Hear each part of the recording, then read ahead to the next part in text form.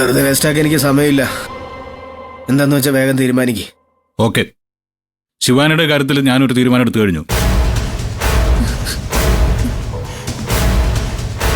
എനിക്കൊരു 10 മിനിറ്റ് സമയം തരണം. അപ്പോഴേക്കും ഞാൻ തിരികെ എത്തും. അതുവരെ ഇവിടെ തന്നെ നിർത്തിയേക്ക്. ഞാനിപ്പോൾ വരാം.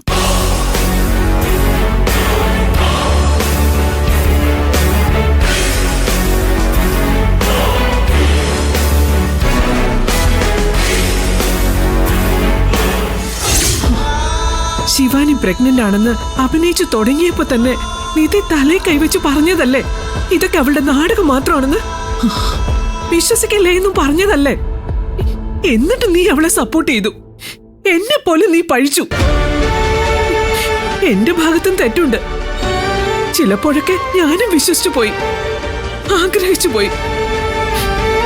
ഈ കുടുംബത്തിന്റെ അടുത്ത അവകാശിയെ ഈ കൈകളിലേക്ക് കിട്ടുമെന്ന് കൊതിച്ചു പോയി ഞാൻ.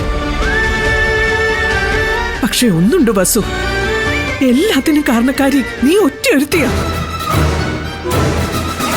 അല്ലെങ്കിൽ ഈ ശിവാനി ഇത്രയും വിലസില്ലായിരുന്നു. നീ കൊടുത്ത സപ്പോർട്ട്, അതാണ് എല്ലാത്തിനും കാരണം. എടുത്തി, ശിവാനി ഇങ്ങനെ ചെയ്യുമെന്ന് ഞാൻ സ്വപ്നത്തിൽ പോലും കരുതിയതല്ല, ചിന്തിച്ചിട്ട് പോലുമില്ല. ചിന്തിക്കണമായിരുന്നു.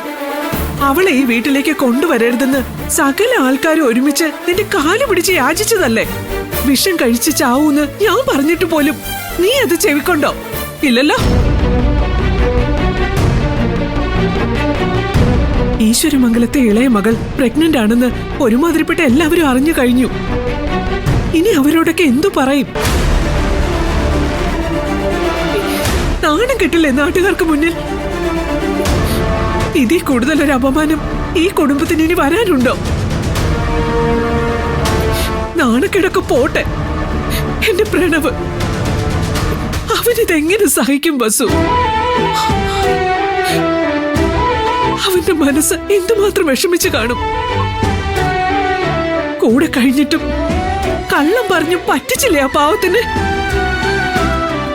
അവന് എന്നെ പോലും വെറുത്തുകൊണ്ട് അവളെ സ്നേഹിച്ചതല്ലേ? ഇത്രയും വൃത്തികെട്ട ഒരുത്തിയെ ഈ വീട്ടിലേക്ക് കൊണ്ടുവരാൻ നിനക്ക് എങ്ങനെ മനസ്സ് വന്നു വസു? ദൈവമേ, എന്റെ മോനെ ഇതെങ്ങനെ സഹിക്കുന്നു? എല്ലാം നേരിടാനുള്ള ധൈര്യം അവന് കൊടുക്കണേ ഭഗവാനെ. എനിക്കൊന്നും അറിയില്ല. ഇനി എന്തൊക്കെ സംഭവിക്കുന്ന ഒരു രൂപമില്ല. എല്ലാം കാത്തോളെ ഭഗവതി.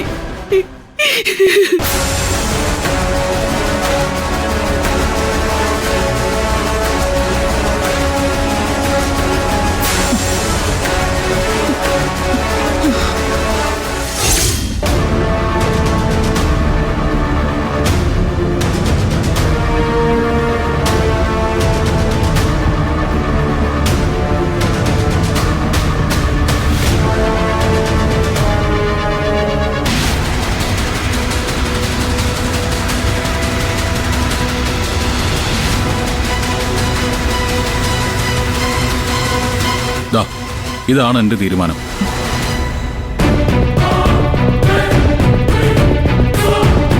ഒരു പെണ്ണിനെ ജയിലിലേക്ക് അയച്ചുന്ന ശാപം എന്റെ അനിയന് വേണ്ട. പക്ഷെ ഇവളിനി ഒരിക്കലും നമ്മുടെ വീട്ടിലേക്ക് വന്നു കയറാനും പാടില്ല. അതുകൊണ്ട് ഞാൻ എടുത്തൊരു തീരുമാനമാണിത്.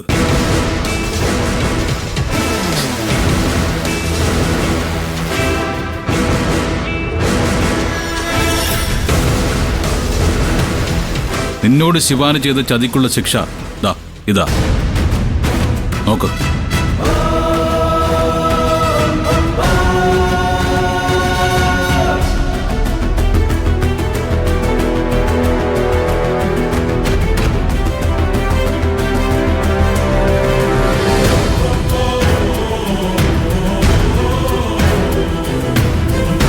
മതി, ഇതാണ് ശരിയായ തീരുമാനം. ഇവളെ കൊണ്ട് ഒപ്പിട്ട് വാങ്ങിച്ചിട്ട് പറഞ്ഞു വിട്ടേക്കേട്ടാ.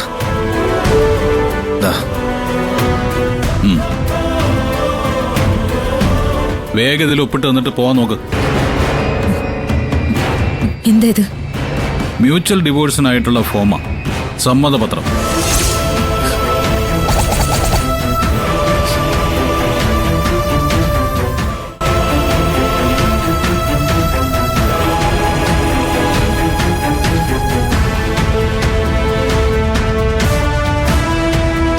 ഇനി ഒരിക്കലും നീ പ്രണവിന്റെ വഴിയിൽ പോലും വരരുത്. ഇനി നിനക്ക് പ്രണവുമായിട്ട് ഒരു ബന്ധം ഉണ്ടാവാനും പാടില്ല.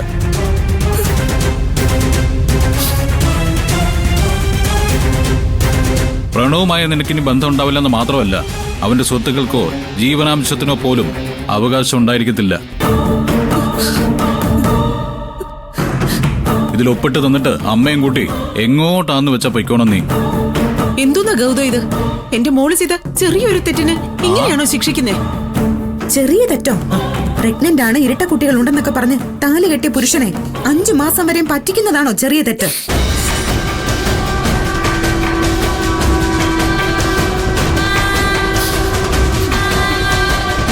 കൂടുതൽ സംസാരിക്കാനും നിൽക്കണ്ട കേട്ടാ. പിടിക്ക്. ഇല്ല, ഞാൻ ഒപ്പിട്ട് തരില്ല.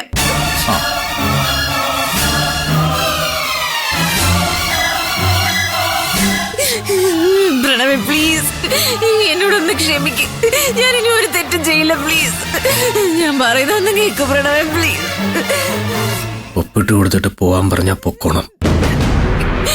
എനിക്ക് പോവാൻ ഒരിടവും ഇല്ല. ഞാൻ പ്രണവിനെ വിശ്വസിച്ചിറങ്ങി വന്നതല്ലേ. വിശ്വസിച്ചിറങ്ങി വന്നോ? എടി, വിശ്വാസം എന്ന വാക്കിന്റെ അർത്ഥം നിനക്കറിയോ?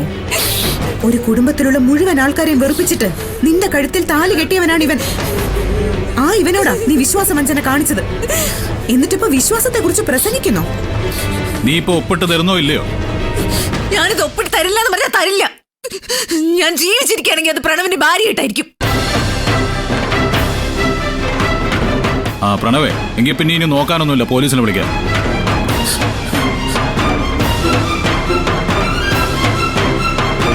കള്ളഗർഭം അഭിനയിച്ചതിനും അതിന് ഡോക്ടറുമായി ചേർന്ന് ഡോക്യുമെന്റ്സ് ഉണ്ടാക്കിയതിനും ജയിലിൽ പോയി കിടക്കാനാണ് നിന്റെ യോഗമെങ്കിൽ അതങ്ങനെ തന്നെ നടക്കട്ടെ. ഗൗതം, സമയം കളയാതെ വിളിക്ക്.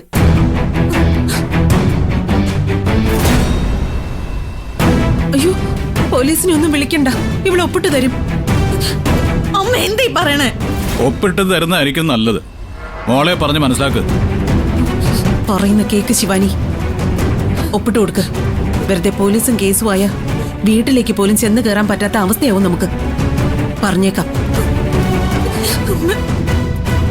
ഇടി, ഒപ്പിട്ട് കൊടുക്കാനാ പറഞ്ഞത്. പിടിക്ക്, ഒപ്പിട്.